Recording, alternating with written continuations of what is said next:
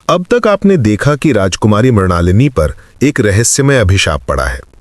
वो लगातार रुद्रसेन नामक राजकुमार का नाम ले रही है, जो 50 साल पहले गायब हो गया था। विक्रमादित्य को पुराने मरघट में रुद्रसेन का मकबरा मिला, जिसमें एक सुरंग भी है। राजकुमारी अचानक गायब हो गई और मकबरे से आवाजें आ रही हैं। विक्रम सैनिकों के साथ मकबरे पर पहुंचे हैं और अंदर से राजकुमारी की आवाज सुनाई दे रही है। अब आगे की कथा। विक्रम और उनके सैनिक मकबरे के बाहर खड़े थे। रात का अंधेरा घना था और हवा में एक अजीब सी ठंडक थी। मकबरे के अंदर से आ रही आवाजें साफ सुनाई दे रही थीं। राजकुमारी की आवाज में एक अजीब जादू था, जैसे वो किसी सम्मोहन में बोल रही हो। विक्रम ने अपने सबसे भरोसेमंद सैनिक को इशारा किया। वो धीरे धीरे दीवार के साथ साथ अंदर गया और कुछ देर बाद वापस आकर फुसफुसाकर बोला कि राजकुमारी अकेली खड़ी है और हवा में किसी से बात कर रही है। मकबरे के अंदर मशालों की रोशनी अजीब तरीके से टिमटिमा रही है। विक्रम ने मन ही मन भगवान का नाम लिया और अपनी तलवार संभाल कर अंदर जाने का फैसला किया। मकबरे के अंदर का नजारा देखकर उनकी सांस थम गई। राजकुमारी मृणालिनी बीच में खड़ी थी और उसके सामने हवा में एक धुंधली आकृति उभर रही थी। वह आकृति धीरे धीरे साफ होती जा रही थी और एक नौजवान का रूप ले रही थी। मृणालिनी अजीब लहजे में बोल रही थी कि वो बहुत समय से इंतजार कर रही थी। उसने कहा कि अब वो रुद्रसेन के साथ जाने को तैयार है। उसकी आंखें खाली थीं और लगता था जैसे वो किसी और की कठपुतली बन गई हो। रुद्रसेन की आकृति अब पूरी तरह स्पष्ट हो चुकी थी। वो एक सुंदर युवक था, लेकिन उसके चेहरे पर एक अजीब क्रूरता झलक रही थी। उसकी आंखों में गहरा दुख और गुस्सा दोनों दिख रहे थे। वो धीमी आवाज में बोला कि 50 सालों से वो इस पल का इंतजार कर रहा है। अब समय आ गया है जब वो अपना प्रेम पूरा करेगा। विक्रम ने एक गहरी सांस ली और मकबरे में कदम रखा। उनके जूतों की आवाज पत्थर की जमीन पर गूंजी। रुद्रसेन की आकृति तुरंत उनकी तरफ घूमी। उसके चेहरे पर गुस्सा छा गया और वो तेज आवाज में बोला कि कोई जीवित प्राणी इस पवित्र स्थान में आने की हिम्मत कैसे कर सकता है। विक्रम ने बिना किसी डर के कहा कि वे राजकुमारी को लेने आए हैं और कोई भी शक्ति उन्हें अपना कर्तव्य करने से नहीं रोक सकती। रुद्रसेन ने एक अजीब हंसी हंसी, जो पूरे मकबरे में गूंज उठी। उसने कहा कि मृणालिनी उसकी है और हमेशा से उसकी रही है। रुद्रसेन ने अपनी कहानी सुनाना शुरू किया। उसने बताया कि वो पड़ोसी राज्य का राजकुमार था और मृणालिनी से गहरा प्रेम करता था। उन दोनों ने पिछले जन्म में विवाह का वादा किया था, लेकिन विवाह से एक रात पहले किसी ने उसे जहर दे दिया था। वो मर गया, लेकिन उसकी आत्मा अटक गई क्योंकि उसका प्रेम अधूरा रह गया था। विक्रम ने ध्यान से सुना और फिर पूछा कि अगर ये सच है तो राजकुमारी को इसकी याद क्यों नहीं है। रुद्रसेन ने कहा कि पुनर्जन्म लेने पर लोग अपना पिछला जीवन भूल जाते हैं, लेकिन आत्मा कभी नहीं भूलती। उसने मृणालिनी की आत्मा को जगा दिया है। राजकुमारी अचानक विक्रम की तरफ मुड़ी। उसकी आंखों में अजीब चमक थी। उसने कहा कि अब उसे सब याद आ रहा है। वो रुद्रसेन की प्रेयसी थी और अब वो उसके साथ जाना चाहती है। इस दुनिया में उसके लिए कुछ नहीं बचा है। विक्रम को लगा कि कुछ तो गड़बड़ है। उन्होंने रुद्रसेन से सीधा सवाल किया कि वो राजकुमारी को अपने साथ कैसे ले जाएगा। रुद्रसेन ने जवाब दिया कि मृत्यु लोक में साथ रहने के लिए दोनों को मृत होना जरूरी है। मृणालिनी को भी मरना होगा, तभी वे हमेशा के लिए साथ रह सकेंगे। ये सुनकर विक्रम का चेहरा सख्त हो गया। उन्होंने कड़क आवाज में कहा कि वे किसी निर्दोष की हत्या नहीं होने देंगे। रुद्रसेन मुस्कुराया और बोला कि यह हत्या नहीं बल्कि प्रेम का मिलन है, लेकिन अगर विक्रम रोकना चाहते हैं तो उन्हें एक चुनौती देता हूं। रुद्रसेन ने शर्त रखी कि अगर विक्रम उसे हरा दें तो वो राजकुमारी को छोड़ देगा और हमेशा के लिए चला जाएगा, लेकिन अगर हार गए तो न सिर्फ राजकुमारी बल्कि विक्रम की आत्मा भी यहीं रहेगी। विक्रम ने बिना सोचे चुनौती स्वीकार कर ली। तभी मकबरे के फर्श से काला धुआं उठना शुरू हो गया। उस धुएं से कई भयानक आकृतियां निकली जो चीख रही थीं। ये सब रुद्रसेन के गुलाम भूत प्रेत थे, जिन्हें उसने अपनी शक्ति से बांध रखा था। वे सब विक्रम की तरफ बढ़ने लगे। विक्रम ने अपनी तलवार निकाली, जिसमें एक अजीब चमक थी। ये कोई साधारण तलवार नहीं थी, बल्कि एक संत ने इसे दिव्य मंत्रों से शुद्ध किया था। रुद्रसेन ने देखा तो उसकी आंखों में पहली बार डर दिखाई दिया। उसने कहा कि साधारण हथियार उसका कुछ नहीं बिगाड़ सकते, लेकिन ये दिव्य तलवार खतरनाक है। विक्रम ने तलवार को एक खास तरीके से घुमाया तो उससे सुनहरी रोशनी निकली। उस रोशनी की एक लहर से कई भूत प्रेत चीखते हुए गायब हो गए। रुद्रसेन का चेहरा गुस्से से लाल हो गया। उसने एहसास किया कि विक्रम उतने आसान प्रतिद्वंदी नहीं है जितना वो सोच रहा था। अब रुद्रसेन ने अपनी पूरी शक्ति दिखानी शुरू की। वो हवा में तैरने लगा और उसके हाथों से काली बिजलियां निकलने लगीं। पूरा मकबरा हिलने लगा और छत से पत्थर गिरने लगे। उसने काली आग का गोला विक्रम की तरफ फेंका। विक्रम ने तलवार से उस गोले को काटा तो वो 2 टुकड़ों में बंटकर दीवार से टकराया और विस्फोट हो गया। धुआं और धूल चारों तरफ फैल गई। विक्रम ने मृणालिनी को सुरक्षित जगह ले जाने की कोशिश की, लेकिन वो अजीब तरीके से व्यवहार कर रही थी। मृणालिनी विक्रम से दूर भागने की कोशिश कर रही थी और रुद्रसेन के पास जाना चाहती थी। विक्रम समझ गए कि रुद्रसेन ने उसके दिमाग पर पूरी तरह काबू कर लिया है। उन्हें पहले रुद्रसेन को हराना होगा, तभी राजकुमारी मुक्त होगी। अचानक मकबरे की दीवार से एक अजीब आवाज गूंजी। ये किसी बुजुर्ग की आवाज थी जो गहरी और शक्तिशाली थी। आवाज ने रुद्रसेन को चेतावनी दी कि वो अपनी सीमा पार कर रहा है। उसे तुरंत ये पाप बंद करना होगा, वरना भयानक परिणाम भुगतने होंगे। रुद्रसेन चिल्लाकर बोला कि वो किसी की नहीं सुनेगा। उसने 50 साल इस पल का इंतजार किया है और अब कोई भी उसे अपने प्रेम से अलग नहीं कर सकता। उसकी आवाज में इतना गुस्सा और दर्द था कि पूरा मकबरा कांपने लगा। तभी मकबरे के बीच में तेज हवा चलने लगी। इस हवा में सुनहरे और चांदी के कण चमक रहे थे। हवा के साथ पवित्र मंत्रों की आवाज आने लगी जो धीरे धीरे तेज होती गई। विक्रम को लगा कि कोई दिव्य शक्ति यहां प्रकट हो रही है। मंत्रों की आवाज सुनकर रुद्रसेन बेचैन हो गया। उसने जोर से चिल्लाया कि ये सब बंद करो, लेकिन मंत्र और भी तेज होते गए।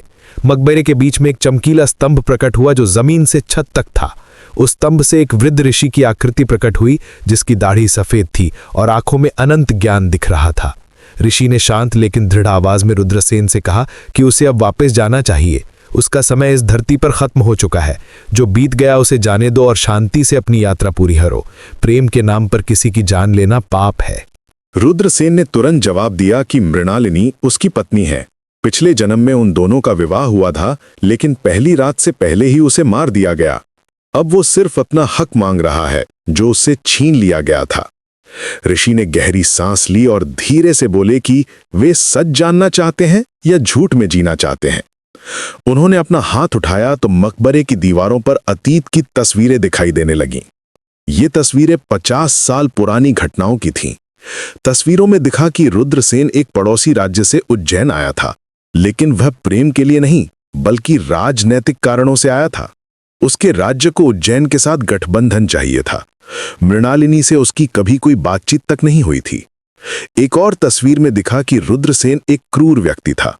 उसने अपने राज्य में कई निर्दोष लोगों को सजा दी थी। वह शक्ति का भूखा था और किसी से सच्चा प्रेम नहीं करता था। उज्जैन में रहते हुए उसने कई बुरे काम किए थे। आखिरी तस्वीर में दिखा कि रुद्रसेन की मृत्यु किसी षड्यंत्र से नहीं बल्कि उसके अपने पापों की वजह से हुई थी। जिन लोगों को उसने सताया था उन्होंने मिलकर उसे खत्म कर दिया था।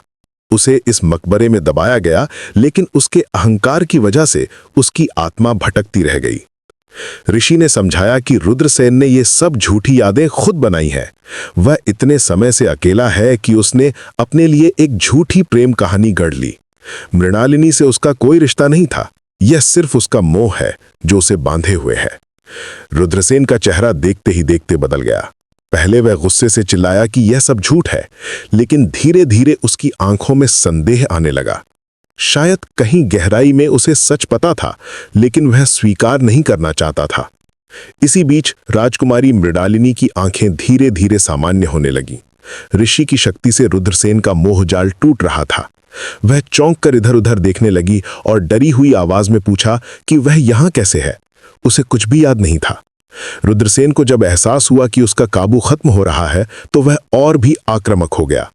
उसने चीख कर कहा कि अगर वह मृणालिनी को नहीं पा सकता तो कोई और भी नहीं पा सकता। उसने अपने हाथ से एक भयानक ताली बिजली राजकुमारी की तरफ फेंकी। विक्रम ने तुरंत अपनी तलवार से उस बिजली को रोका। तलवार की दिव्य शक्ति ने काली बिजली को पलटकर रुद्रसेन की तरफ भेज दिया। वह बिजली रुद्रसेन को लगी और वह जोर से चीखा। पूरा मकबरा हिल उठा और दीवारों से पत्थर गिरने लगे। विक्रम तुरंत वहां पहुंचे। कमरे में एक अजीब ठंडक थी और हवा में वही बदबू आ रही थी जो मकबरे में थी। दीवार पर किसी ने खून जैसी लाल स्याही से लिखा था, समय समाप्त हो रहा है। अगली पूर्णिमा तक मुझे जो चाहिए वो मिल जाना चाहिए। वैद्य ने जांच करके बताया कि राजकुमारी की जीवन शक्ति धीरे धीरे कम हो रही है। यह कोई साधारण बीमारी नहीं है, बल्कि किसी अभिशाप का प्रभाव है। अगर जल्दी कुछ नहीं किया गया तो 3 दिन में उसकी जान जा सकती है। विक्रम को अब समझ आया कि रुद्रसेन सीधे हमला नहीं कर रहा, बल्कि धीरे धीरे राजकुमारी की जान ले रहा है। उन्हें जल्दी से जल्दी उसके शरीर को खोजकर उसका अंतिम संस्कार करना होगा। सुबह होते ही विक्रम अपने सबसे भरोसेमंद सैनिकों के साथ महल के पुराने हिस्से की तरफ गए। यह हिस्सा 50 साल से बंद था। दरवाजे पर जंग लगी हुई थी और चारों तरफ मकड़ी के जाले लगे थे। दरवाजा खोलते ही अंदर से एक बासी हवा का झोंका आया। अंदर बहुत अंधेरा था। मशालें जलाकर वे धीरे धीरे अंदर गए। लंबे गलियारों में उनके पैरों की आवाज गूंज रही थी। दीवारों पर पुरानी तस्वीरें लगी थीं, जो धूल से ढकी हुई थीं। कई कमरों की तलाशी लेने के बाद उन्हें एक छुपा हुआ दरवाजा मिला। यह दरवाजा एक पुरानी अलमारी के पीछे था। अलमारी हटाने पर उन्हें सीढ़ियां दिखाई दीं, जो नीचे तहखाने की तरफ जा रही थीं। तहखाना नम और ठंडा था। दीवारों से पानी रिस रहा था और जमीन पर काई जमी हुई थी। एक कोने में उन्हें एक पुराना लकड़ी का ताबूत दिखा। ताबूत के ऊपर अजीब निशान बने हुए थे, जो किसी तांत्रिक क्रिया के लग रहे थे। विक्रम ने सावधानी से ताबूत का ढक्कन खोला। अंदर का नजारा देखकर सभी की सांस रुक गई। एक लाश पड़ी हुई थी, जो 50 साल पुरानी होने के बावजूद सड़ी नहीं थी। यह रुद्रसेन का शरीर था, जिसे किसी तांत्रिक विधि से सुरक्षित रखा गया था। ताबूत के पास एक पुराना पत्र पड़ा था। विक्रम ने उसे पढ़ा तो पता चला कि रुद्रसेन को मारने वाले लोगों ने उसके शरीर को यहां छुपाकर इसे तांत्रिक मंत्रों से बांध दिया था। उन्हें उम्मीद थी कि इससे उसकी आत्मा भी बंधी रहेगी और वो किसी को परेशान नहीं कर पाएगा। लेकिन समय के साथ वे मंत्र कमजोर हो गए और रुद्रसेन की आत्मा मुक्त हो गई। अब उसका शरीर यहां पड़ा है और आत्मा बाहर घूम रही है। जब तक इस शरीर का सही तरीके से दाह संस्कार नहीं होगा, तब तक रुद्रसेन की आत्मा शांत नहीं होगी। विक्रम ने तुरंत तय किया कि वे इसी शाम इस शरीर का अंतिम संस्कार करेंगे। उन्होंने पुजारियों को बुलवाया और सभी आवश्यक तैयारियां शुरू करवाईं। शरीर को सावधानी से बाहर लाया गया, लेकिन जैसे ही शरीर को तहखाने से बाहर निकाला गया, अजीब घटनाएं होने लगीं। आसमान में अचानक काले बादल छा गए, तेज हवा चलने लगी और बिजली कड़कने लगी। लगता था जैसे प्रकृति भी इस काम को रोकना चाहती हो। महल में रुद्रसेन की आत्मा प्रकट हुई। वो पहले से कहीं ज्यादा गुस्से में था। उसने चीख कर कहा कि कोई उसके शरीर को छू नहीं सकता। अगर किसी ने उसका अंतिम संस्कार करने की कोशिश की तो वो पूरे महल को नष्ट कर देगा। विक्रम ने बिना डरे कहा कि वे अपना काम जरूर पूरा करेंगे। रुद्रसेन को शांति मिलनी चाहिए और इसका एक ही तरीका है। रुद्रसेन ने धमकी दी कि अगर उसका शरीर जलाया गया तो राजकुमारी तुरंत मर जाएगी, क्योंकि उसने उसकी जीवन शक्ति को अपने शरीर से बांध दिया है। ये सुनकर विक्रम चिंता में पड़ गए। अगर रुद्रसेन सच कह रहा है तो उसका शरीर जलाने से राजकुमारी की जान जा सकती है, लेकिन अगर नहीं जला तो रुद्रसेन हमेशा के लिए खतरा बना रहेगा। तभी वही दिव्य ऋषि फिर से प्रकट हुए। उन्होंने विक्रम को बताया कि रुद्रसेन झूठ बोल रहा है। राजकुमारी की जीवन शक्ति उसके अपने शरीर में है, रुद्रसेन के शरीर में नहीं, बल्कि उसका शरीर जलाने से राजकुमारी पर पड़ा अभिशाप टूट जाएगा और वो ठीक हो जाएगी। ऋषि ने समझाया कि रुद्रसेन अपने शरीर को बचाना चाहता है, क्योंकि वही उसकी शक्ति का स्रोत है। जब तक उसका शरीर है तब तक वो इस दुनिया में रह सकता है, लेकिन एक बार शरीर जल गया तो उसे अगली यात्रा पर जाना ही पड़ेगा। विक्रम ने ऋषि की बात मानने का फैसला किया। उन्होंने शरीर को शमशान घाट ले जाने का आदेश दिया। रुद्रसेन बहुत गुस्से में आ गया और उसने विक्रम पर हमला करना शुरू कर दिया, लेकिन ऋषि ने अपनी शक्ति से उसे रोक दिया। शमशान घाट पर चिता तैयार की गई। रुद्रसेन का शरीर चिता पर रखा गया। पुजारियों ने सभी उचित मंत्र बोले। विक्रम ने खुद अग्नि प्रज्वलित की। धीरे धीरे चिता में आग पकड़ने लगी। जैसे जैसे शरीर जलने लगा, रुद्रसेन की आत्मा कमजोर होती गई। वो चीख रहा था और अपनी शक्ति से आग को बुझाने की कोशिश कर रहा था, लेकिन ऋषि के मंत्रों और विक्रम की दिव्य तलवार की शक्ति से वो कुछ नहीं कर पा रहा था। आखिरकार शरीर पूरी तरह जलकर राख हो गया। उसी पल रुद्रसेन की आत्मा ने एक आखिरी चीख मारी। उसने कहा कि वो हार गया है, लेकिन जब तक इस दुनिया में लालच, अहंकार और झूठा प्रेम रहेगा, उसके जैसी और भी आत्माएं पैदा होती रहेंगी। इसके बाद रुद्रसेन की आत्मा एक सुनहरी रोशनी में बदल गई। ऋषि ने बताया कि अब जब उसका अहंकार खत्म हो गया है तो उसकी आत्मा शुद्ध हो गई है। अब वो अगली यात्रा पर जा सकता है। वो रोशनी धीरे धीरे आसमान में ऊपर उठती गई और गायब हो गई। उसी समय महल से खबर आई कि राजकुमारी मृणालिनी होश में आ गई है। वो बिल्कुल ठीक है और उसे भूख भी लग रही है। अभिशाप पूरी तरह टूट चुका था। विक्रम और सभी लोग खुशी से महल वापस लौटे। राजकुमारी ने जब सारी बात सुनी तो वो हैरान रह गई। उसे विश्वास नहीं हो रहा था कि उसके साथ ये सब हुआ था। उसने विक्रम और ऋषि दोनों का धन्यवाद किया। अगले दिन महल में खुशी का माहौल था। राजकुमारी पूरी तरह स्वस्थ हो गई थी और उसमें पहले से भी ज्यादा ऊर्जा थी। रुद्रसेन का खतरा हमेशा के लिए खत्म हो गया था। ऋषि को सम्मान के साथ विदा किया गया। शाम के समय विक्रम महल की छत पर खड़े उज्जैन शहर को देख रहे थे। सूरज डूब रहा था और आसमान में नारंगी रंग फैला हुआ था। शहर में शांति थी और लोग अपने अपने कामों में लगे हुए थे। लेकिन रात को विक्रम को एक अजीब सपना आया। उन्होंने देखा कि दूर किसी राज्य में एक राजा के पास एक रहस्यमय छत्र है। जो भी उस छत्र को देखता है वो राजा के वश में हो जाता है। वो राजा अपनी शक्ति बढ़ा रहा है और जल्द ही पूरे देश पर कब्जा करना चाहता है। सुबह उठकर विक्रम को लगा कि ये कोई साधारण सपना नहीं था। कुछ ही दिनों बाद पूर्वी राज्य से एक दूत आया। उसने बताया कि वहां के राजा के पास एक अद्भुत छत्र है, जिसकी वजह से सभी मंत्री और सैनिक उसके आज्ञाकारी गुलाम बन गए हैं। लोग डर से भाग रहे हैं। विक्रम समझ गए कि ये उनका अगला मिशन है। एक राज्य में शांति लौट आई थी, लेकिन दूसरी जगह पर नया संकट खड़ा हो रहा था। न्याय का काम कभी खत्म नहीं होता। जहां भी अन्याय होता है वहां उन्हें जाना ही पड़ता है। उन्होंने अपने मंत्रियों से कहा कि वे पूर्वी राज्य की यात्रा की तैयारी करें, लेकिन इस बार वे बहुत कम लोगों के साथ जाएंगे क्योंकि ये एक गुप्त मिशन होगा। उन्हें पहले ये जानना होगा कि वो रहस्यमय छत्र क्या है और उसकी शक्ति का स्रोत क्या है। क्या विक्रमादित्य इस नई और खतरनाक चुनौती का सामना कर पाएंगे?